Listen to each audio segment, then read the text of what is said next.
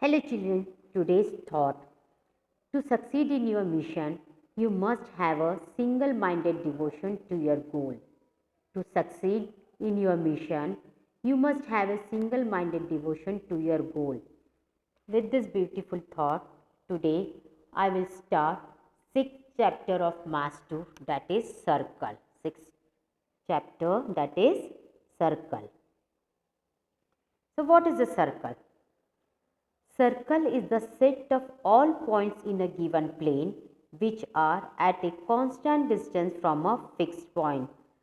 Circle is the set of all points in a given plane which are at a constant distance from a fixed point. So, circle is the set of all points in a given plane which are at a constant distance from a fixed point, and the fixed point is called the center of the circle. This fixed point is called the center of the circle. So, here P is the center of the circle.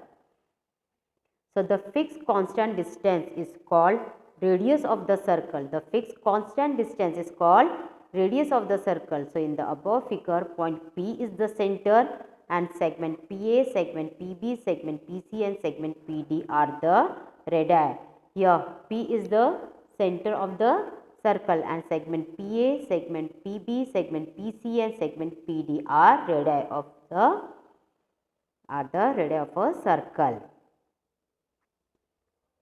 Now terms related to circle. First one is chord. So the segment joining any two points of the circle is called a chord. The segment joining any two points of the circle is called a chord. So in the adjoining figure, sec AB is the chord. Segment joining any two points of the circle is called a chord. So here AB is the chord of a circle. Second one is diameter. The chord passing through the center of the circle is called the diameter. The chord passing through the center of the circle is called the diameter. Diameter is the longest chord of the circle. Diameter is twice the radius of the circle. So, in the above figure, segment RS is the diameter.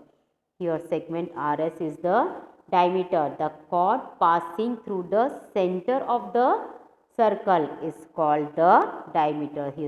So, here segment RS is the diameter. Now, second, a line in the plane of the circle intersecting the circle at two distinct points is called a secant.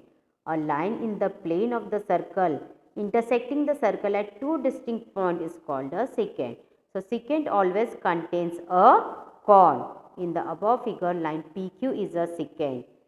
In this figure, this line PQ is a secant because a line in the plane of the circle intersecting the circle at two distinct points, is called a secant. So, here segment line QP is a secant. Line PQ is a secant. Now, tangent. A line in the plane of the circle touching the circle at one and only one point is called a tangent. A line in the plane of the circle touching the circle at one and only one point is called a tangent. The point at which tangent touches the circle is called the point of contact. The point at which tangent touches the circle is called the point of contact. So, in the above figure, line L is tangent and A is the point of contact. So, in this figure, what is a tangent? A line in the plane of the circle touching the circle at one and only one point is called a tangent.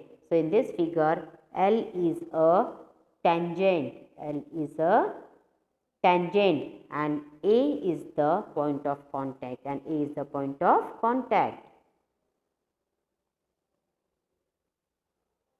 Next is concentric circles. Concentric circles. So, circles having the same center but different radii are called concentric circles. circles having same center but different radii are called concentric circles. So in the adjoining figure, the two circles are concentric circles. These two circles are concentric circles as they have same center P and different radii PA and PB. So circles having the same center but different radii are called concentric circles. Intersecting circles. Coplanar circles having 2 points in common are called intersecting circles.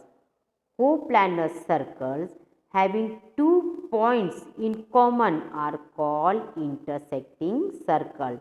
So in the adjoining figure, circles with center P and center Q are intersecting circles. So in this figure, circles with center P and with center Q are intersecting circles as they have 2 points A and B in common between them. Okay, so in this figure, circles with center P and circle with center Q are intersecting circles as they have 2 points A and B in common between them. Next, touching circles. Coplanar circles having 1 point in common are called touching circles. Coplanar circles having 1 point in common are called touching circles. Again, coplanar circles having 1 point in common are called touching circles. So for this figure, internally touching circles. These are internally touching circles, and for this figure, these are externally touching circles. Next is congruent circles. Congruent circles. So circles having equal radii are called congruent circles. Circles having equal radii are called congruent circles. So in above figure, circles with center O and P are congruent as their radii OA and PB are congruent. So circles having equal radii are called congruent circles.